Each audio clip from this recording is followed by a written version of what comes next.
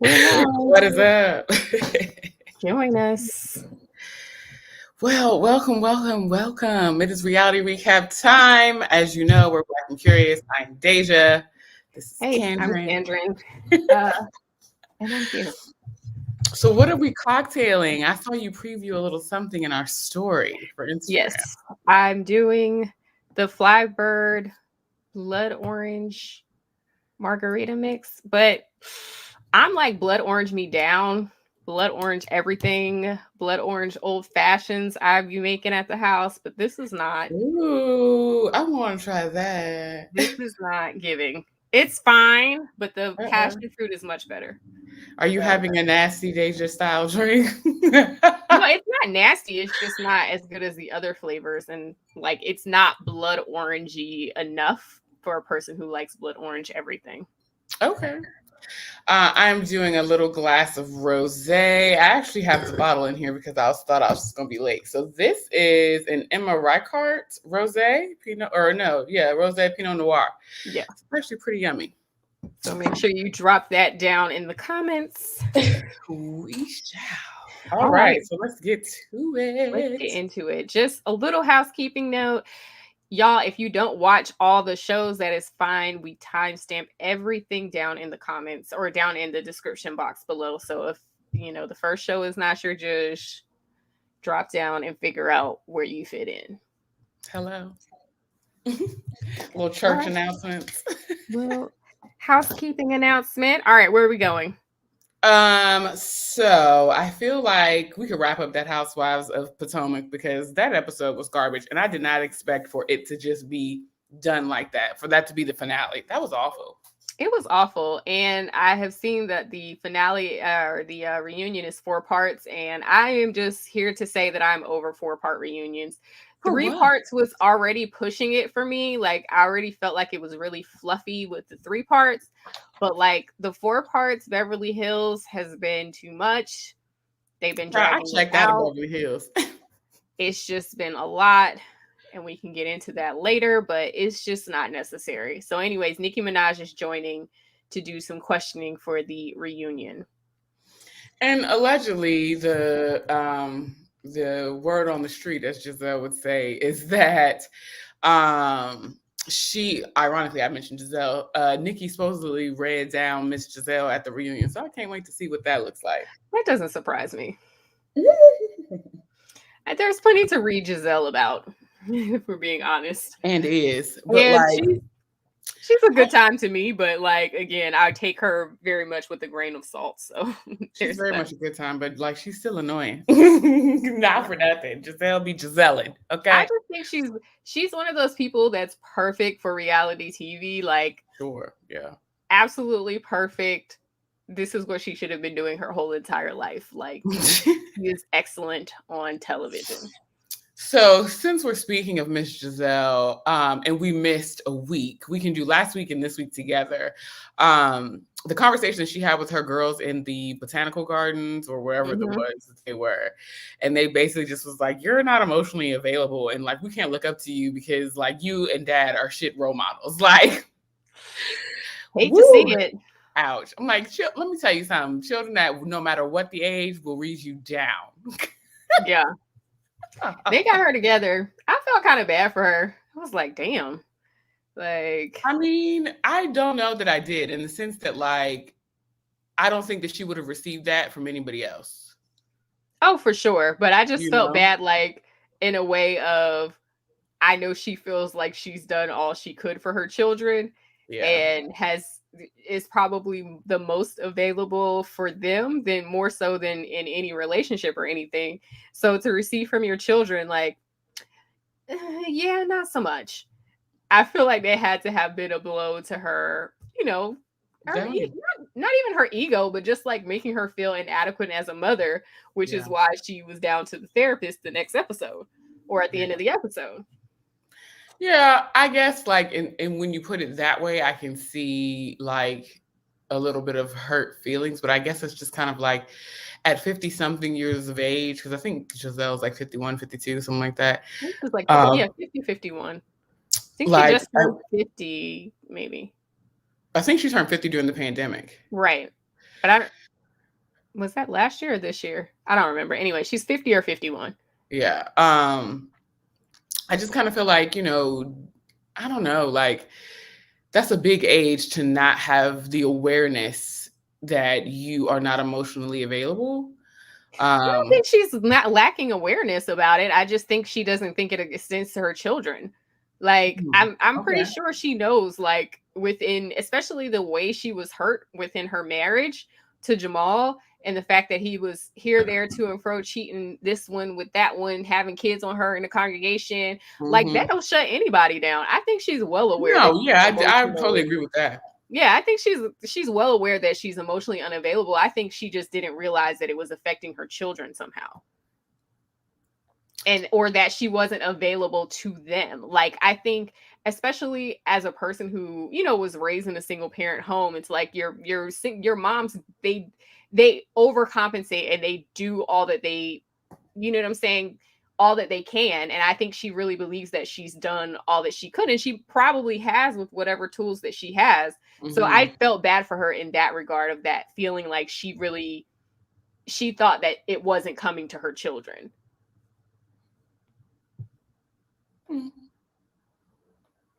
I just have, I don't know, I still have this sense that there is that she lacks a bit of self-awareness. Really? I do. I feel like she lacks a bit of self-awareness. Just like in the sense that, like, for the stage that she is in life, right? So maybe like a thing of up until said point, however long, maybe the amount of time that she's been on this show, she's gained more self-awareness because she's able to see herself and how she's interacting with other people. But prior to that, I just don't, I get the sense that it just wasn't there. Like the pretty privileged thing is what she has ridden on the majority of her life. I don't know. I disagree. I think Gizelle knows exactly who she is and exactly what she's doing. I don't get the feeling of like somebody who's running around accidentally doing anything. Like she gives me very, and I could be projecting onto her because Gizelle's a fellow Virgo, and we are very, if nothing else, we kind of can be a little overthinky and kind of calculating in certain ways. So like the idea of like watching her, it does not give me that she doesn't know what she's running around making a bunch of like missteps on accident. Like some people give me like they just have no clue. They're just out here living with no clue. Like Candiace gives me that. Like she's just running around with no self-awareness about anything, and she's just reacting and exploding everywhere. But Gizelle does not give me that. Gizelle gives me, I know exactly. That's why I think she's so funny, because like to me, this is all a ploy. Like I don't buy any of this. Like this is not who this lady is. It is a ploy. Like some of it is, of course, but like, and I think the moments that we get the real Gizelle is like when she's with her kids, or when she's with her close friends, where we're like, okay, that's the real person. But like all of this is very like, this is for TV. She's great for TV. But like, this is not who this lady is. That's how I feel about her. I don't think that when I say like the pretty privileged thing and like the lack of self-awareness, I don't believe that any of the stunts of Gizelle's is accidental, or that she's like tripping and falling into these things. No, I still believe that is intentional, but I also think that she lacks self-awareness in the sense that like, even though you two are both Virgos, you all are like polar opposites in ways in which you present. I have met a Gizelle and have been in company with a Gizelle, and that person was very much like, I'm learning in this environment that I need to really be better about my self-awareness. I mean, that's fair. I just don't like it. It's not giving that to me. So that's fine. We can agree to disagree. What else is there from the last couple episodes? The last episode was completely horrendous, and I don't even know why that even aired on Bravo, other than it being Karen's wedding. So is there something else from the previous episode that we can discuss? Well, interesting that it was the last two episodes that Michael decided to show up on. And then the bromance between him and Juan. Which makes me incredibly uncomfortable. Hello? I think it makes all of the general population that watches the show uncomfortable. Not for any like homophobic reasons. Like if that's what you are, like that, if that's Ooh, who you are, do you. Like that's not what it is. It just feels very one-sided, and like Michael is all in Juan's face, and Juan is like there, but kind of like still trying to toe the line, like, yo, not too much, bro. Like it's very like the whole thing is just like very weird. And even hearing Robin talk about it is like, ooh, I don't know. And also the fact that we know in the past he has said things about, how he would do certain things to Juan. Like for most black men, that would be enough to be like, I am never hanging around that human again. Like, absolutely not. But like, at this point, Juan just thinks it's funny, and maybe that's what it is. He lends to like the comedy of it all. So like, especially with this last episode where he was trying to help them like overcome this like back and forth that Candiace deemed as the whitest of privilege. It was just like, this shit is so strange, and like it got wrapped up so quickly because Juan came and sat right next to him and was like patting him on his shoulder, and then exactly, and then all of a sudden it's like, all right, you know what? You want to be done with it? I'll be done with it. We can shake on that. We just won't discuss each other's wives anymore. Like I can do that. After Juan came with the coaxing, and it's just weird. Yeah. Like I think Juan literally is just like, he just makes fun of it.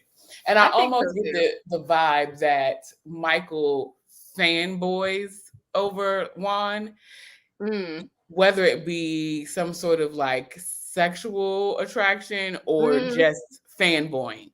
I can't decipher that, because the things that he said has been a little strange. Given his history, it has been a lot strange.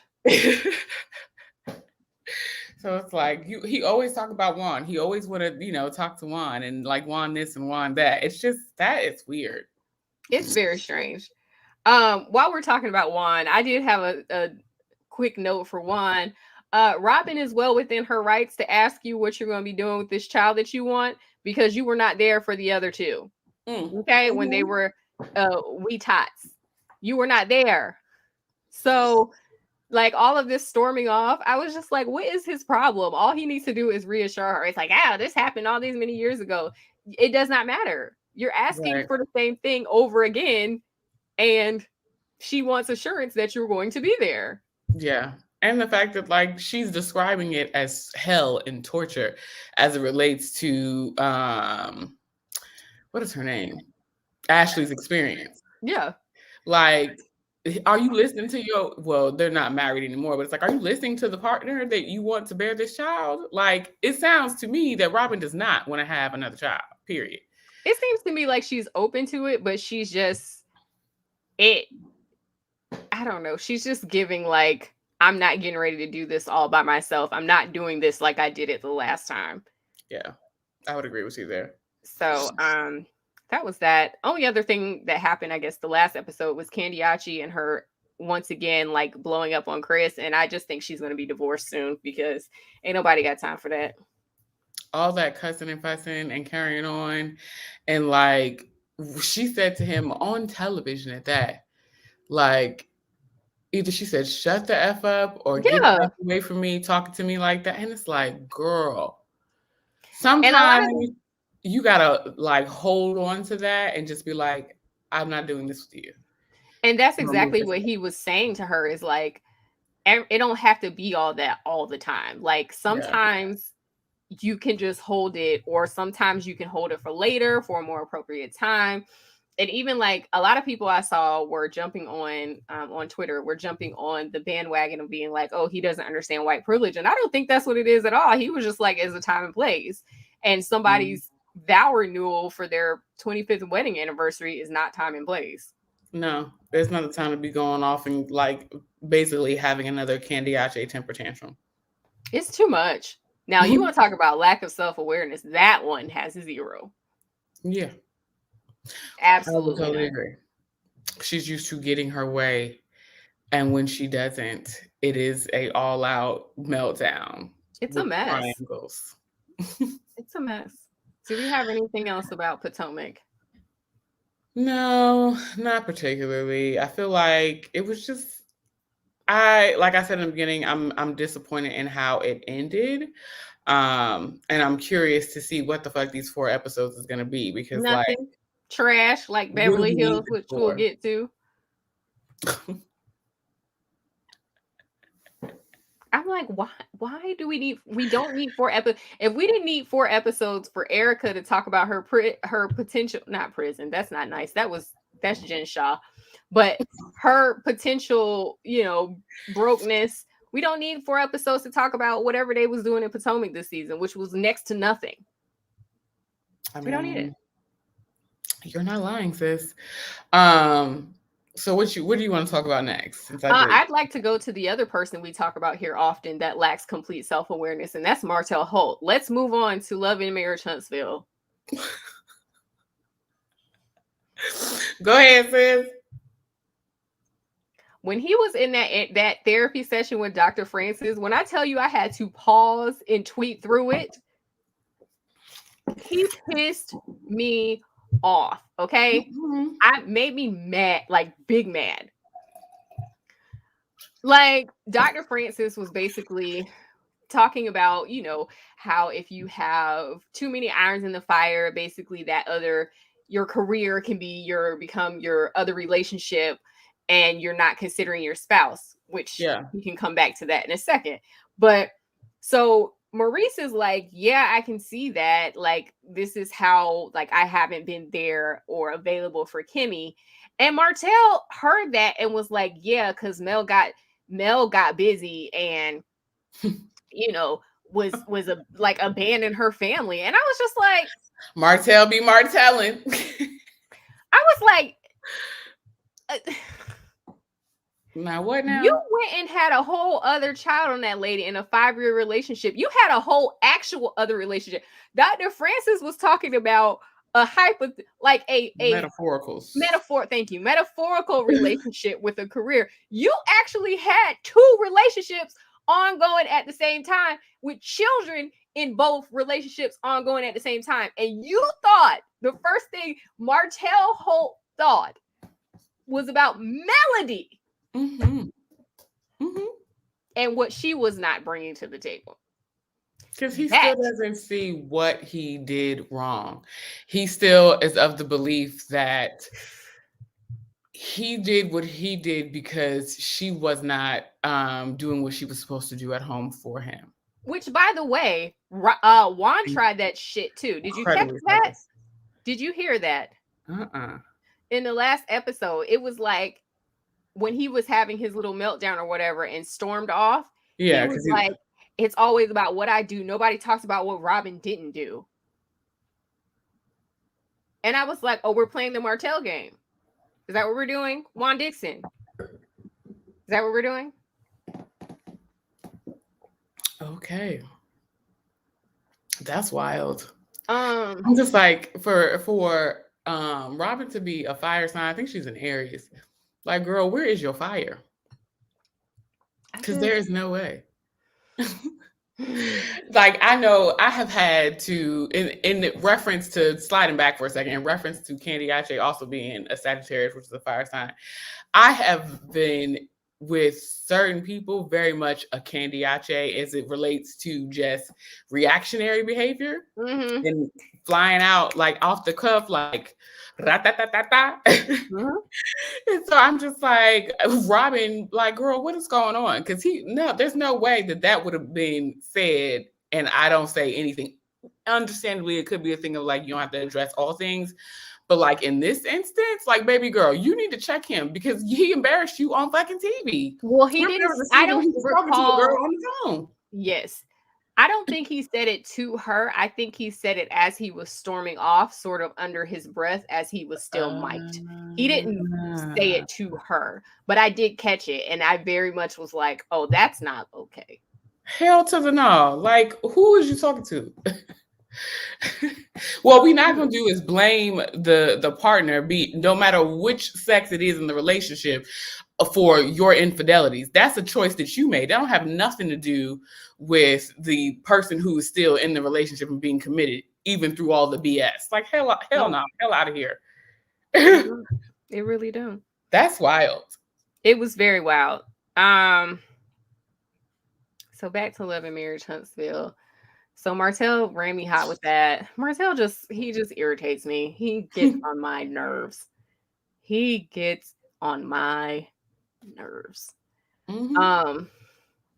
So I guess this episode opened up with something else that I was like, the tweets were just now realizing what we've been realizing, which is that Maurice is no catch either.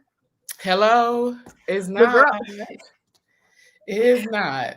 The girls are just now realizing it, and it's like, yeah, by comparison to Martell and Marceau, yes. But that conversation he had with Kimmi at the beginning of the episode about basically like he just bought a property and was like, yeah, so this will be your project. And she was like, so you hooked up all the people that are going to be working on the project and got all the details together, and now you're just going to throw it at me for me to handle it. Right. She was like, I didn't ask you to do that, and I wasn't even involved. And also, she has a job. She has a career, by the way. She's still a nurse. And she's also flipping this house with her son. So, or this condo with her son. Like, maybe that's all she can handle is like she's trying to get her feet wet of doing a condo. Maybe then she could do a small house or a townhome. Then she could do a house and kind of work her way up. Like, everybody is not a jump in feet first. Some people are like, okay, let me take a step here, a step there, a step here. Logical steps. But here's the thing where Kimmi, like, I was like, I feel you, Kimmi. Because then she was like, no, you do this all the time. Like with the kid, with his son, Maurice Jr., living with them.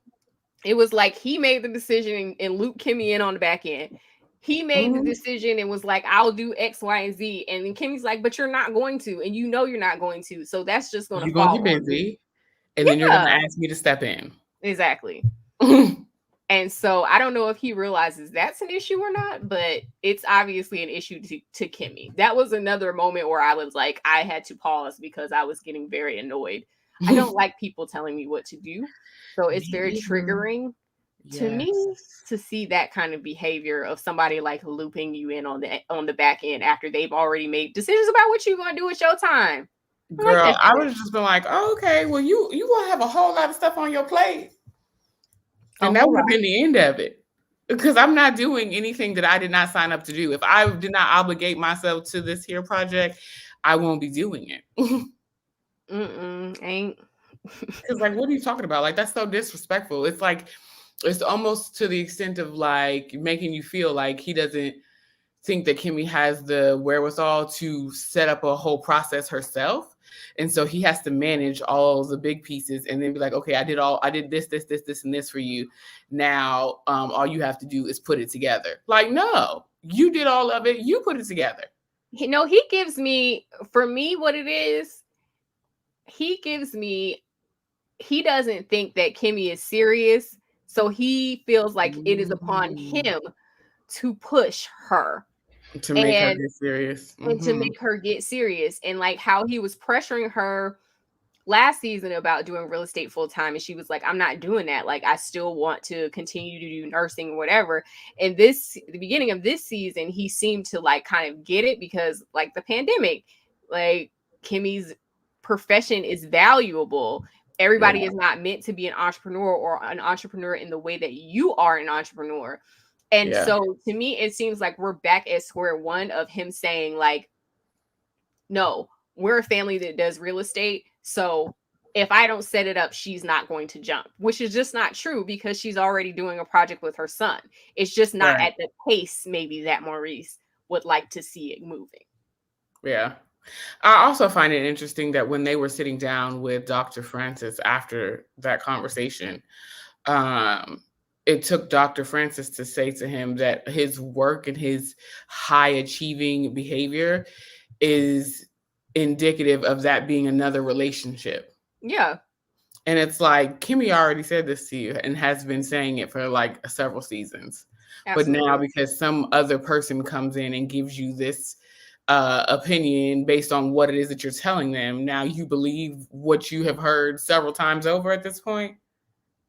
Yeah, that didn't annoy me as much because I'm like, That's why people go to therapy. Like a lot of times we know things about ourselves or we've heard certain things about ourselves. And it's like, well, what your therapist says, you like, I've heard that before. Okay. Guess I got to take it seriously now. I mean, yes. And I don't know. That spoke to me about how he just kind of seemingly dismisses Kimmi. Yeah, he definitely does that. And like dismisses her intellect and ability to handle and do anything almost. It seems like. Everything that's not woman's work. Yeah. Yeah. But even the women's work stuff, he is like, I'm going to handle it and take care of it as it relates to the rearing of Monster. Yes, in that regard, definitely. But everything else, because I feel like it was last season, maybe she was just like, there's 3.5 men, no, 2.5 men living in this house. There is no reason why I have to do everything myself. Like, so he's very good at like shoving things off of his plate and onto hers. But again, he's not considering her and keeping her front of mind as he's making these decisions and keeping front of mind like everything she has going on or everything else that she may be wanting to do. Like, he's just not keeping her in mind. And that bugs me. Mm-hmm. For sure. Yeah. Let's talk about the mamas. I'm sorry. I'm over here choking. I mean, she'll do it to you. That daggone, what is her name? Ms Wanda. Yes. Let's come back to Ms Wanda. Let's do her last. Let me tell you something. Martell's mom really annoys me in the way that she goes up for him, because I feel like he is the way he is because of her. For sure. For sure. Because the wild part about it is like when she was talking to Melody about his behavior, she was like, that is just wrong. I cannot believe he did this, that, and the third. Da, da, da, da. All in agreement about how terrible of a husband he had been. And then when he's in your presence, you don't tell him that. All you do is praise him. Yeah. And she's like, you made a mistake. Like when he came and told her about the baby. Yeah. It was like, you made a mistake, but you're still a good man. I'm like, nothing about him is a good man. I mean, he might be able to get to the graces of being a good man, but at this point, he's not. And, it was like, at that time, I guess, at that time, how, unfortunately, a lot of old blacks are like, does he provide? And he was at that time, but he's not even doing that anymore. So good man damned. That old adage of like, is he a provider, caretaker, and whatever the other one, protector, like that shit is not all that's important. No, it's not. Not in the world that we live in. No, and like, because Martell is my age, for sure. And it's like, if you are still stuck on being just those three things, where is the rest of your personality? Well, that's we've talked about this in the past of like,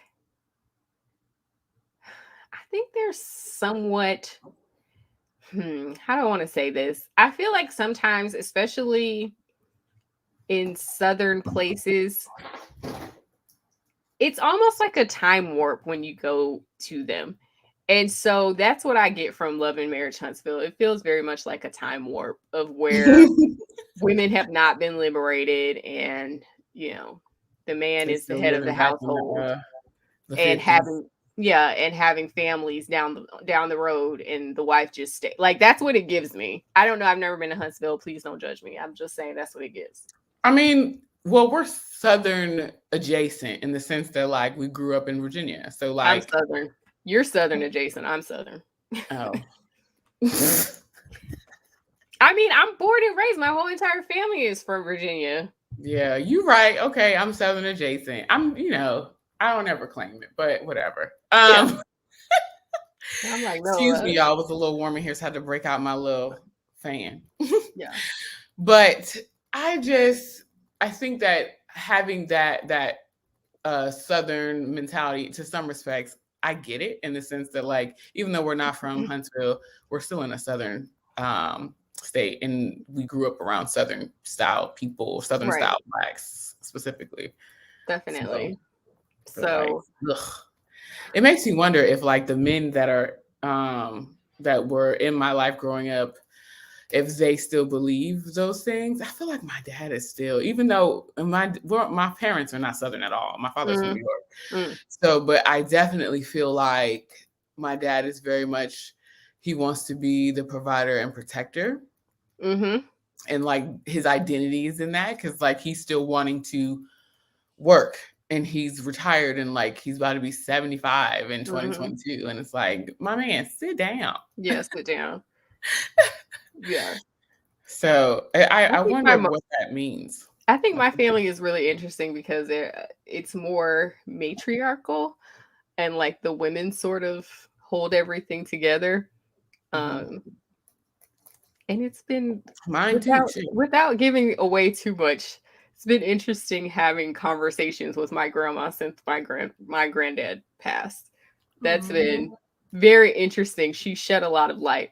So, I would like to have an offline conversation with you about that, because I don't have elders to talk to. Yeah, we certainly can. Kind of stuff. So anyway, yeah, they have it's a very like Southern man of household. Man is the head of the household. Man earns, brings money. Long as he comes home at night, you don't really worry about what he does, whatever. Like that nonsense. It's that nonsense, you know. To be clear, that's not what me and my grandma be talking about. Okay, we be talking about other shit, but that ain't it. Okay, be clear. But yeah, so there was that.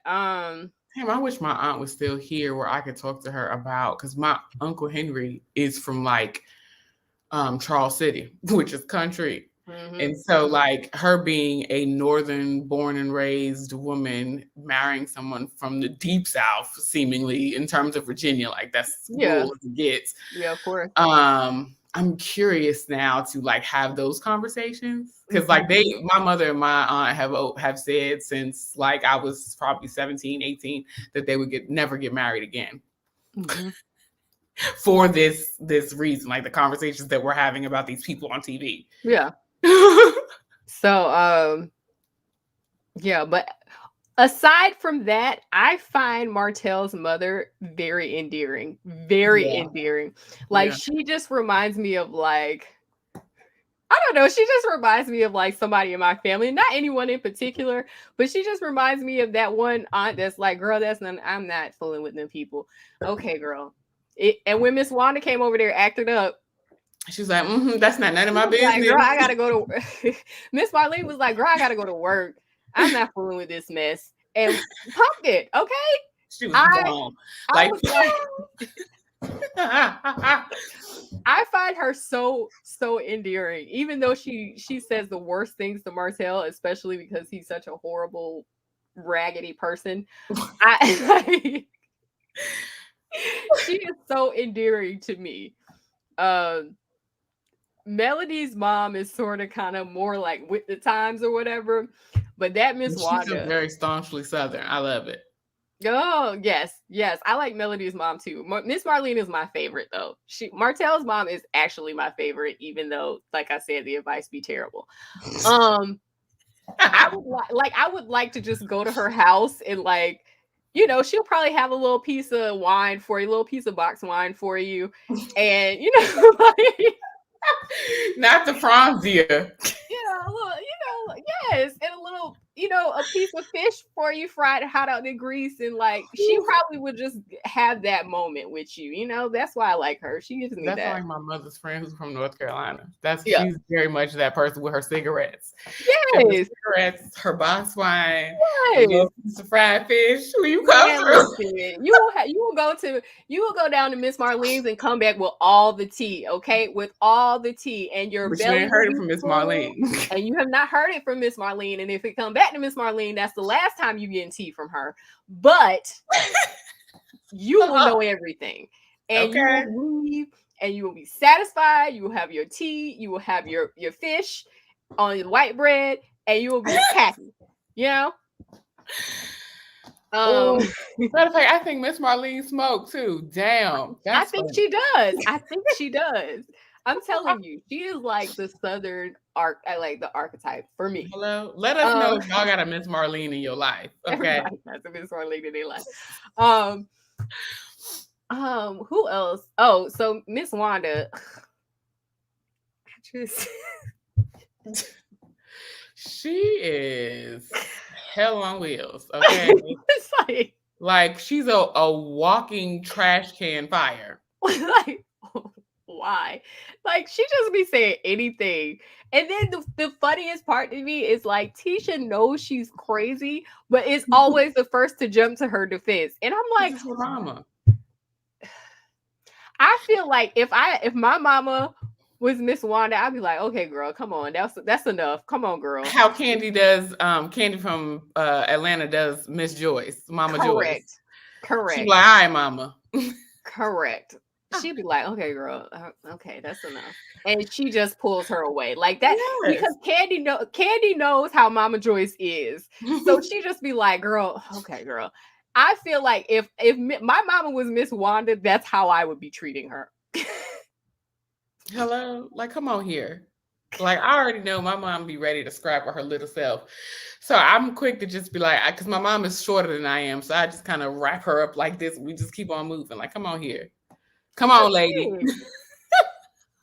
So it's just like it gives, but the thing about it is like I don't know that Tisha believes that her mom is wrong. Her mother is only wrong when it has something to do with Tisha and maybe her relationship with Marcel. With anything else? But no, she knew she was wrong. She did know she was wrong because she was like, well, I'm thinking I have to ban my mom from the events going forward. Like, you think? She was like, yeah, I think the group, we're going to have to keep her out of the group events. So it's like, she knows, but then it killed me because it was like, but Kimmi just said that because she went in there and acted a fool at Kimmy's function. And you was ready. Yeah, and you was ready to scrap with Kimmi because she told you to leave your mama at home, your crazy ass mama at home. Girl. But then you just said you gonna have to leave her at home too. So you owe Kimmi an apology. That's all I'm gonna say on that. You're not finna catch it because sure enough, the drama of getting to last week in that episode where they were at the baseball game or whatever. We've only been talking about this past Saturday, but last week's episode, like, girl, like, I feel like Tisha is very much a product of her mother. She just doesn't have the wit and the speed to give that energy, but she has she gives the energy. It's just very slow. Absolutely. You know what I mean? Absolutely. Because, like, girl, the issue that you have with Kimmi is that she's not calling you. And not calling you in the fashion in which you want to be, sought after. So instead of just saying, I wish that you reached out more, or that our conversations were equally matched in terms of who's reaching out to whom, she pulls the like childish whatever. Like, it was intentional, which is what Kimmi was calling out at the conversation that they were having after the little debacle between Martell and Melody. Yeah. And which they need to stop going everywhere and arguing everywhere. Like, please stay home with that shit. Like, don't nobody want to hear that. Every time y'all go somewhere together, y'all got to be arguing. Don't nobody want to hear that.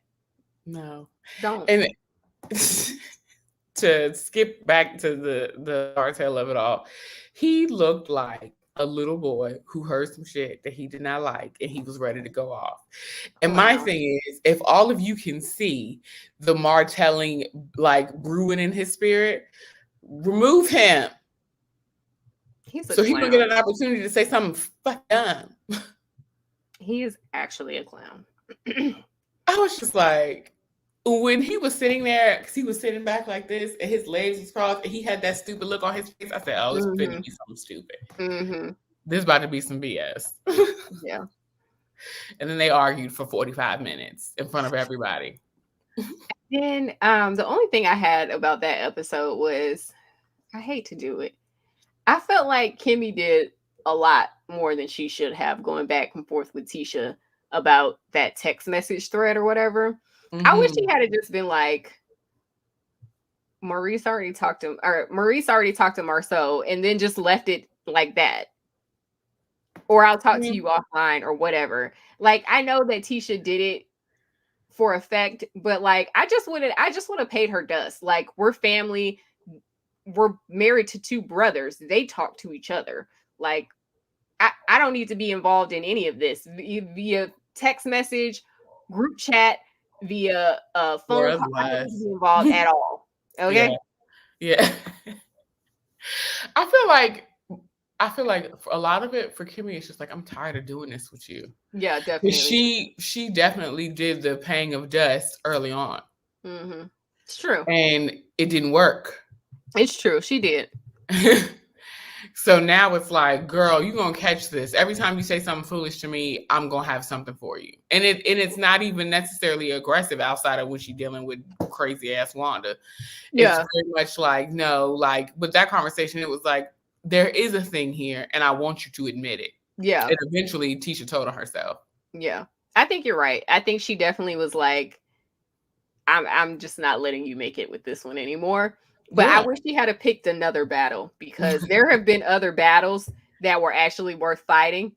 And Tisha did. I mean, and Kimmi didn't pick any of those. She picked the tiny. It was like a straw camel's back situation. Like, the teeny tiniest thing is what really set her off and got under her skin enough that she actually said something to Tisha that time. Yeah, but then too, it could be a thing of like not wanting to be like Tisha and holding on to other things. So she addressed that in the moment as opposed to any of the other stuff. She stuck solely to that, as opposed to Tisha was like, well, you don't reach out and you don't and I call you all the time. So that's something that she had been holding on to and chose to be petty about those feelings by including her in a group chat. And like Kimmi wasn't going to know that this is intentional behavior. Yeah. As opposed to just addressing what the issue is. Agreed. I don't have anything else about Love and Marriage Huntsville. I don't either. All right, let me quickly. I know you said you've disengaged from Housewives of Beverly Hills, but let me quickly give a couple of thoughts. Yeah. First of all, I forgot to get Dorit together on part 1. Okay, when she said that Garcelle was looking for relevance, I was like, Garcelle has been on our TV screens since the late 80s and has not left. Hello. She does not have to seek relevance. Not at all. Of you, Dorit. Baby, you seek the relevance. Okay. Like, when you were allegedly over in Italy learning Italian and trotting around, Garcelle was on our television screens. Okay. So please save it, lady. That pissed me off. And also, this last part gave me, I felt bad for Erika, I think, for the first time. And I will tell you why. Basically, she was just like, Tom did all of this. She may have, I mean, obviously she's not going to admit it. She may have benefited from it, but he's the one who embellished the money. Embezzled the money, right? She don't have no law license, no trust accounts, no nothing. And now he is in a rest home, allegedly with like advanced Alzheimer's, and she's the one that's left to take the blame, and she is not the catalyst that started this wrongdoing. So now she has to put her life back together while this person is basically a shell of himself. And that was the first time I really felt like, damn, for her. Yeah, that sucks. Because the court of public opinion, nobody wants to believe that she didn't know what was going on. And the thing about it is, like, he was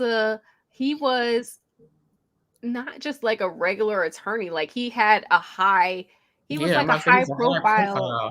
Yeah, he had a high profile. He had tons and tons of, people under him. This is his law firm. This is his large law firm. Like, I thought that the money was excessive. The money looked very excessive to me, just watching the lifestyle that she was living, not necessarily for sure, baby. Because Erika Jane was living, honey. Okay.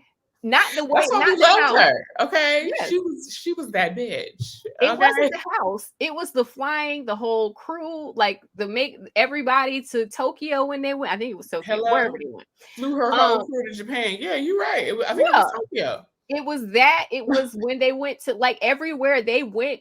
Everywhere Erika went. Best of the best. Yeah, she took her team with her. That was the part where I was like, that's a lot of money. And like that was the part that didn't really add up to me. But even if it's the case that he gave her money and was like, here for your business or whatever, or here, use this law firm card.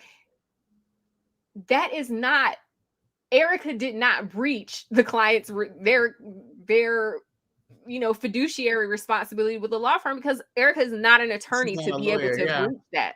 Like in her mind, which is, I mean, it's wrong either way. Like you should not do that. PSA, listen, people, let me just do this quick aside. If you have a business, that's set up, LLC, whatever, do not just be running around using your business card for like your personal expenses. That is inappropriate.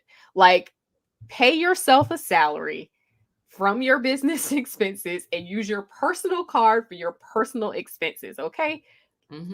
Okay. But without the good old the influencers of it all be doing just what you said not to do.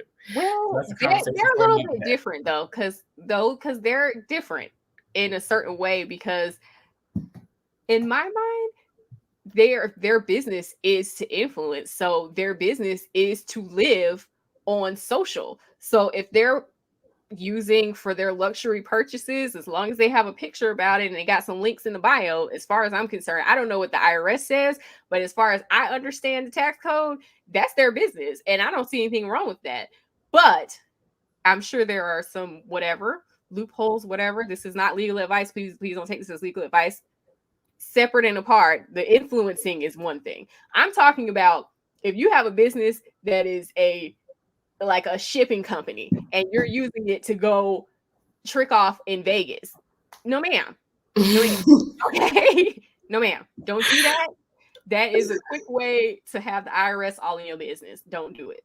But all that to say, like, if Erika is like, Tom is like, here's the credit card that you are to use when you're out living your life or having your Erika Jane brand.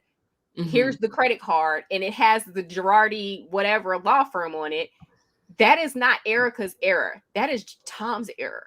Yeah, because he knows the law. Yes, and I feel bad for her that she's taking the brunt of this because she did not embezzle from one single soul. She didn't. She might have spent their money, but she didn't embezzle from them. She did not do the original sin.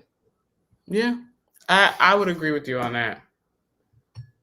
But that is the downside of being the more public-facing figure. Because now at this point, she is the face of the Girardi law firm, despite the fact that she is not an attorney, as you stated already. Yeah, and like, again, the person who committed the actual misdoings is basically not even here anymore, if we're to believe the reports. And that's all I was going to say. I'm like, that's a convenient, point of action for them to take. Well, funny enough, like somebody, I think it was I can't remember who it was. They were saying that their loved one had also, I think their sister was a nurse. I can't remember who it was on the cast, but they were saying like the way he was telling the stories, even when they thought he was like super spry and all with it, somebody was like, looks like the look in his eyes is the look of somebody who has some sort of like dementia or declining health. Or the onset of it, yeah. Damn. So anyways, like I said, I felt bad for Erika. Thoughts and prayers to Dorit. Somebody did break into her house and hold her at gunpoint. Did you hear about that? Hell no. What? Yeah, they robbed her, child. PK was out of town. I guess he was in London or something. And they broke in her house with her and her children there and held her at gunpoint and like took all her shit. Oh my God. I remember Kyle's house got broken into, but they weren't home. They weren't home, yeah. Yikes. That sounds like some Kim K type foolishness when she got robbed in France. Mm-hmm. And to that point, it almost seems like that the robbing of her and her belongings was calculated. I hope she's checking all her boxes, like who has access to you, knows your schedule like that, for your husband not to be home, you know, giving like very much either case the joint or very much set up, one of the two. Yeah. And in that same vein, it was funny because Andy was like, Lisa Rinna showed all this stuff that was in her garage, like all this vintage Versace and Tom Ford and stuff and Gucci, like in her garage. And apparently Andy texted her and was like, you need to put that in storage. Like, get that out of your house. And apparently she did, but it made me feel bad for Dorit because it's like, you're out here trying to live your life and, you hate to see it. I don't like Dorit, but I don't wish that on anybody. I don't wish no harm on nobody, but child, you play stupid games, you get stupid presents. And this is not in reference to what just happened to her. That's the first thing that came to my mind. Because Patti LaBelle. Speaking of which, this is real quick. Apparently, the next franchise of Housewives is in Dubai. So the coins. Hello, we're gonna get some real luxury. Okay. Dubai girls about to have Beverly Hills looking poor. So that tells you how the rest of the franchise is going to look. I'm interested to see how that is going to play out, because I think I was listening to I was listening to DJ Richie Sky today, and he was talking about that, and he was saying that one of the, I can't remember that show where it was the like Ladies of London. Yes, that's who he was talking about. He said that one of the Caroline running that show, like she was like Queen Bee of that show. She is in the Dubai cast. She is. I'm excited. I loved her, Caroline. I watched Ladies of London. I loved that show. So Caroline is back. She's back. So see what she's gonna give the Dubai girls. Anyways, that was an aside. Yes. Do we have anything else on the agenda for this season? I figured if we wanted to talk about maps, we could. If not, we can discuss it at the next juncture and move right on along to closing out tonight. You been watching maps? No, girl. I have been keeping up on the socials of it all as it relates to maps. Okay. Did you have any thoughts on Ready to Love? Oh, girl, damn. We really skipped right past Ready to Love. I guess we'll do Ready to Love. I think I'm going to try to get Joy to come in and do maths with me because she watches religiously. Cool. Sounds good. Right. So that I knew off rip that in the bottom two, it was going to be Tasia and Carrie. Mm-hmm. And I just, like, y'all know at this point, listening to us do the reality recaps, I can be a very much a stickler for the hair on the castmates. And I feel like Carrie's look just did not do her justice. I felt like she's a cute girl. She's a beautiful woman, but like that blonde braided blend twist situation, it just did not flatter her well. Yeah. Like she probably needed to sit with like an image consultant to also get the makeup right. Mm-hmm. And then like kind of sit her with people that make, I mean, I know that they don't sit with them to help them make the best choices for themselves. I mean, but I feel like she would have needed something like that. Yeah, because definitely. Even though she sat down, like the conversation. Okay, so let's jump into it. The conversation with her and Tyrone was rough. That was rough. You said it was rough? Yes. Okay. In the sense that while she didn't seem aggressive and didn't seem like, she was like pushing or whatever the case may be, him having a diagnosis of PTSD and anxiety and depression and whatever else is coupled along with that, her demeanor took him as that, or like was presented to him as that, even though I don't think that she was like that at all. I feel like she said just what she said. She's clear about what she wants and she was clear in pursuing him. But like the things that he said about her, like texting him in the middle of the night, like because he hadn't responded, and like those kind of behaviors. I wish that she had been on the show long enough, kind of like a Corey, to get more like education in. Like, that shit is weird, sis. Yeah. Especially if it's someone new that you are dating. Like, that type of behavior I did when I was like 23. Yeah. Because I felt like she was very taken aback by the fact that Tyrone was direct with her, but I really appreciated it. Like, if you're not, I mean, maybe he wasn't as direct as he could have been, whereas the conversation was good. The phone call was like, Listen, the phone call was like, yeah, maybe. But at the same time, I prefer to know where I stand with somebody for them to like lead me on and be like, well, I don't know.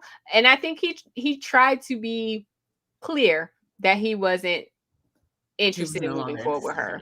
And I appreciated that. Like, does it hurt your ego? Of course. But at the end of the day, I'd rather know than not. Yeah. I'd rather it be a situation where I'm not playing any guessing games and I'm able to say, okay, he's really like, he's moved on, whatever. Because sometimes you see, like, especially on Ready to Love, where people are like, we saw it a lot last season with Alexis. I'm about to say, Alexis Fly. Where like people were kind of telling her one thing, but then they were like saying something else to the other women and kind of using her as like a kickback, a second option. And I just appreciated that he was kind of like, this ain't it. And I'm sorry, but this is not it. Yeah. But I also fear for him that the choices that he's made, that's not going to be it for him either. In the sense that's that, the like, game you play, isn't it?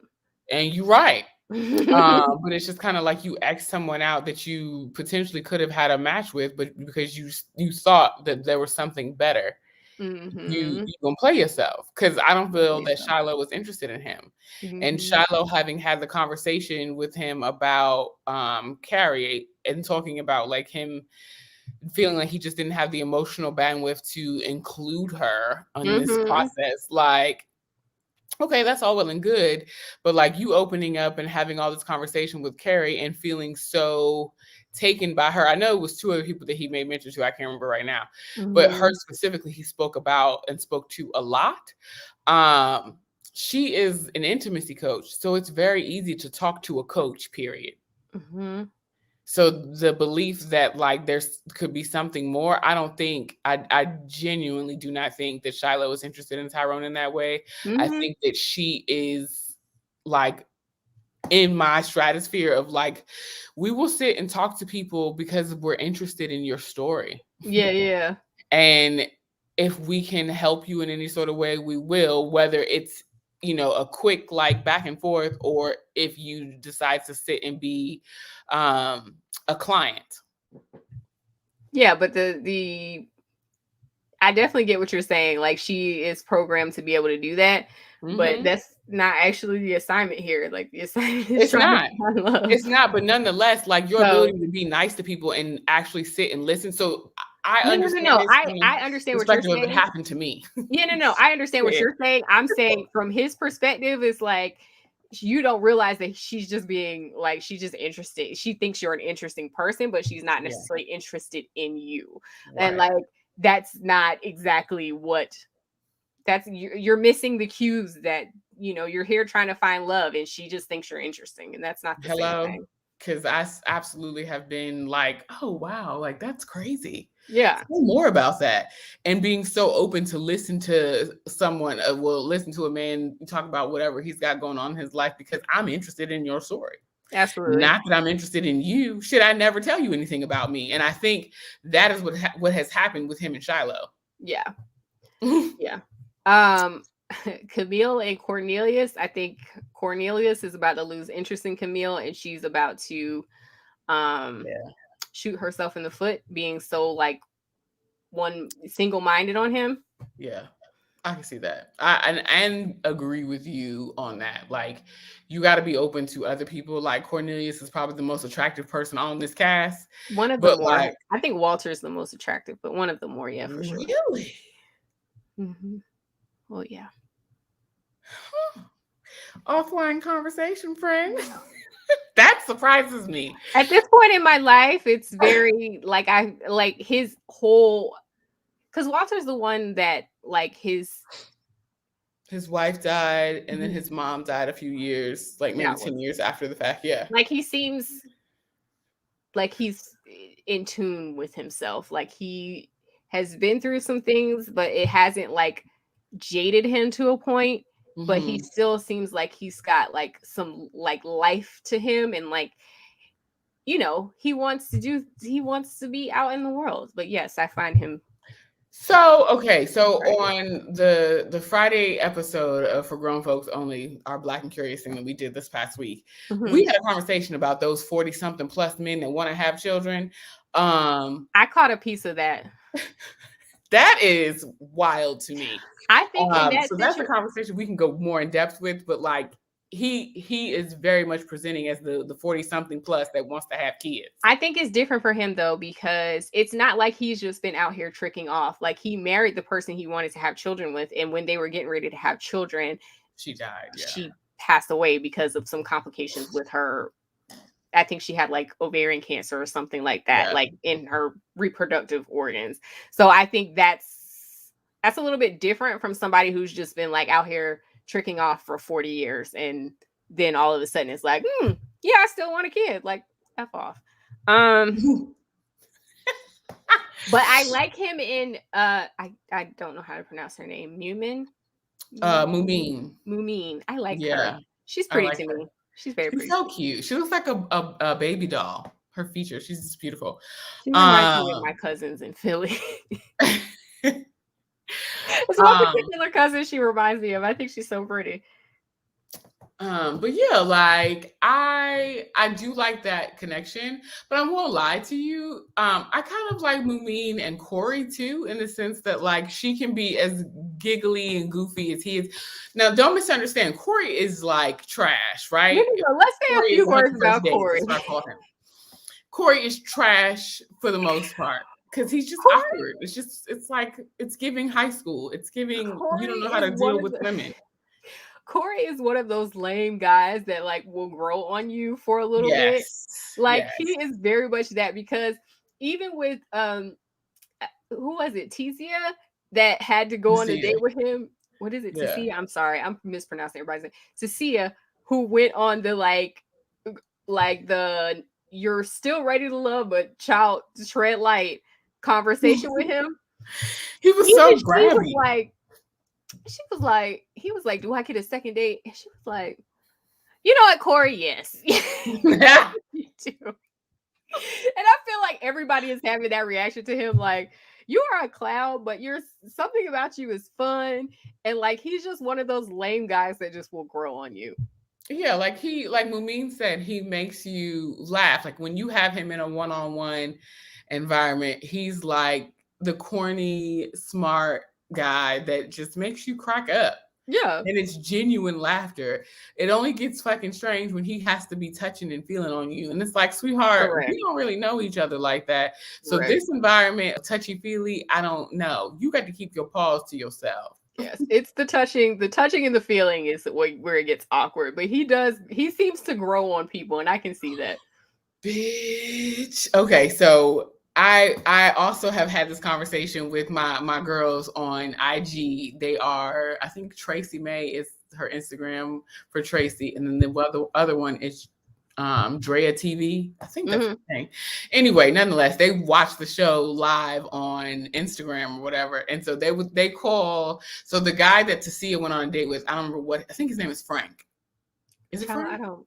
Anyway, the guy that Tisia went on a date with, and he was a bartender or whatever, when he was hitting the drink and it was like shimmy shaking, I had them dying because I was like, my first reaction watching that, it was like, he looks like, that whole setup looked like in his spare time, he is in the conga band.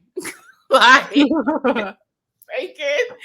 that shaking was irritating my spirit out because, okay, I posted this on Instagram this weekend that I had made Cosmos or whatever, and I have like the cocktail shaker and the whole official thing, whatever.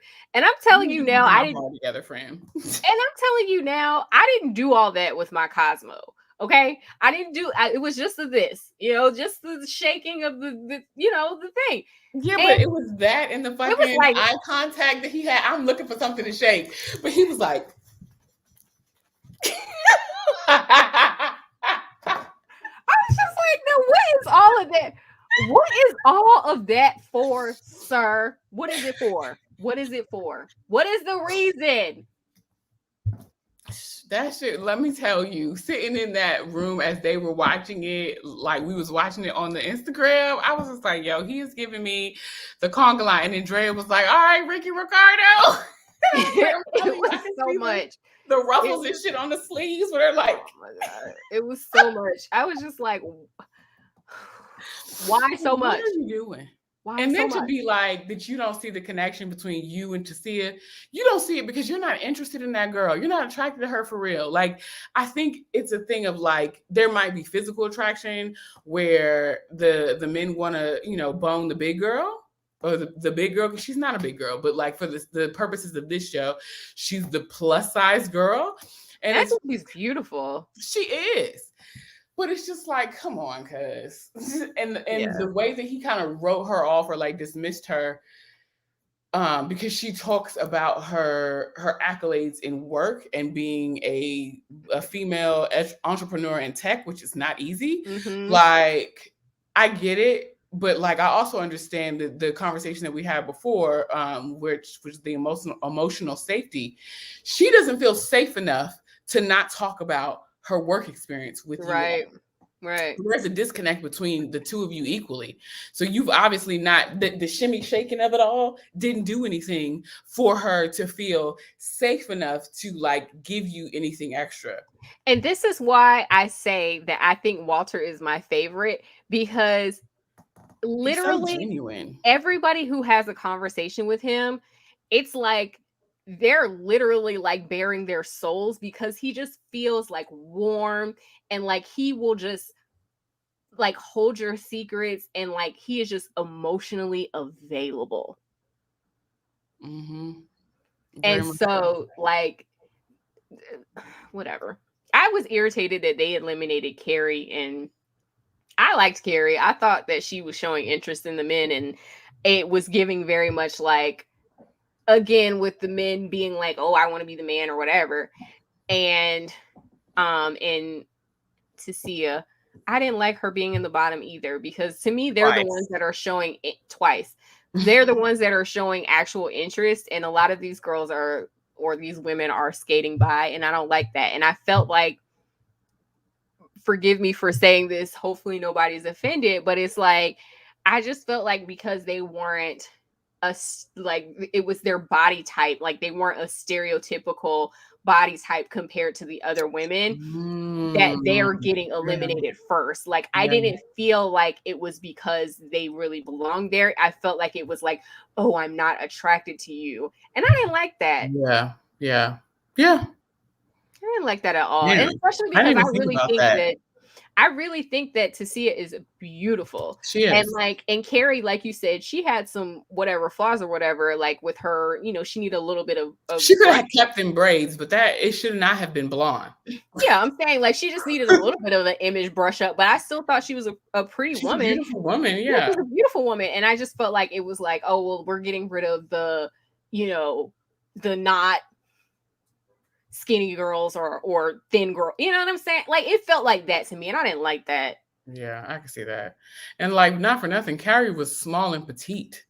Yeah, she was petite, but she wasn't like, she wasn't the curvier or whatever the case may be. She wasn't giving like hourglass, petite, tiny, tiny, you know what I'm saying? Yeah. So not like the other women. Yeah. Correct. I would agree with you there. And I didn't like that. So, and especially because these are supposed to be the grown people of the dating world. You know what I'm saying? Like, yeah. The one thing that I will say, like, that I ironically enough, that I appreciated about the elimination of Carrie was how Naeem kind of sat and just spoke to her. Yeah, I agree. Just a genuine conversation. And he was just like, it's just that the men in this group maybe are not matches for you, but it doesn't mean that you're not ready for love. Like, I think he even said too, like, you're a beautiful woman. I'm sure that you're going to find your person, just not here, not in this group. Right. And so the way that he presented that, like, bro, like he could break up with anybody. Yeah, truly. Like, that was and so. You know, like in some other seasons, past seasons, some of the people have gotten together after being eliminated. So we'll see. Hopefully, Rashid and Simone. Rashid and Simone. There were like 3 couples that got together after the fact in Atlanta, I think. Oh, Reva and that man that switched up at the end. What was his name? Because he was with Tandi. Mario. Yeah, Reva and Mario. I think they finna get married. Yeah, they're still together. And then there was another couple that was like, they both got eliminated super early, but they're like together, and I think they're engaged as well. You know, I mean, I guess it's something to be said about being on this show to some degree, because like those are 3 examples of people who found love after the experience, but were in the experience nonetheless. Yeah. So like that's cool. You know, maybe Carrie, maybe Carrie will be like a Simone and Rashid and find love after the fact. Oh, but you know what? I feel like we have been talking for so long. We're at an hour and 11. Maybe we can just do like a little Ready to Love special aside, because this is like so long. By the way, let me just say, for the record, okay, Simone and Rashid were always my favorite Houston couple, even though they didn't land together. After I saw them do that date on the back of that truck, I was like, oh my God, these 2 belong together, and I hope that they get together after the fact. Listen, I like to watch them. They crack me up. And Simone's just funny. Yeah, she is. She's funny. But in their episode, I think it was Jay and Joy. What's his name? Jay? He was. Okay. I really rooted for them. It sucked that they just did not. It just like, I feel like with Joy, her losing her sister in the middle of that season, it was just like, fuck out of here. Yeah, it was very much like a hard stop on everything. Yeah. And I think that he genuinely, talking about Houston cast, I think that Jay was genuinely interested in her. I do too.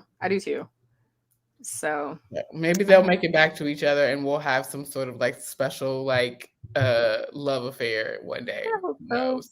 Wishful thinking. So if Joy and Jay are listening, we want you guys to make it.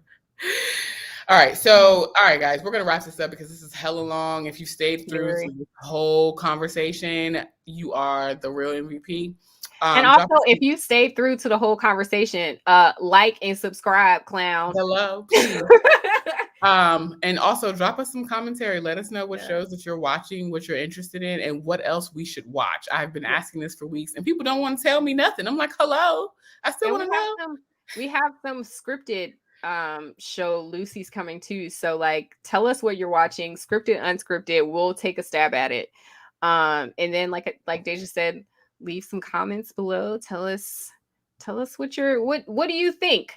Give us some commentary of your own, and we will incorporate it in our next episode. Definitely. And let us know if you also think that Frank was looking like he was part of the conga line. Until next week, bye y'all. Follow us everywhere. Everything's down below. Bye, y'all.